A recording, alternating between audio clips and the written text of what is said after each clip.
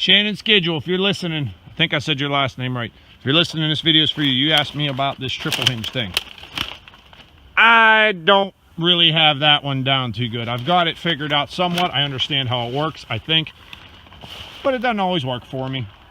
Either way, I got a big sycamore set up here, so I figured we'll do one. Can you see this? It's hard to tell. I gotta walk back a little bit. Hold on.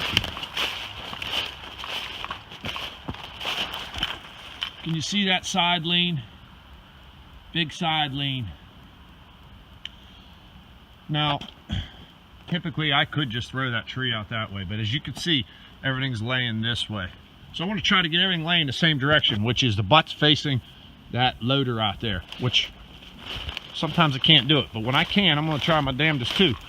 So, I got it set up here, and you can see it's about, stands about straight this way. If anything, I got a little bit of help on this side. There's a little more canopy on this side. So, I should be okay. Got my nice wedge here. As you can see, I loosened that side of it up. So it's cut from here all the way to about right here, which is about half of that hinge. No, right here, I'm sorry. Which is only about a third of that hinge. My first hinge is about 1.5 inches. Second hinge is about 1 inch, and I'll leave my last hinge about 1 inch. These penetrations go past this cut over here.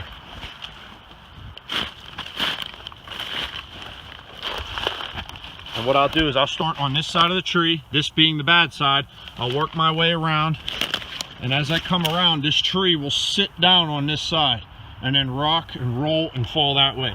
That's how it's supposed to happen.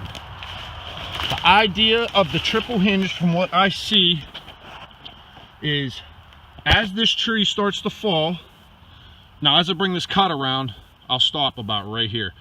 This hinge will start to go. These leave flexes. You know, you bend the board over a big area, like you take a 10-foot 2x4 and you push down in the middle of it. It'll bow a lot farther than if you take a 4-foot 2x4. It'll bend a lot farther before it breaks than if you take a 4-foot 2x4 and push down in the middle in it. The idea is to give this flex. So as this tree starts to fall, this first hinge will fail. This one will pick up the slack and keep that tree coming this way. Once this hinge fails, this one picks up the slack.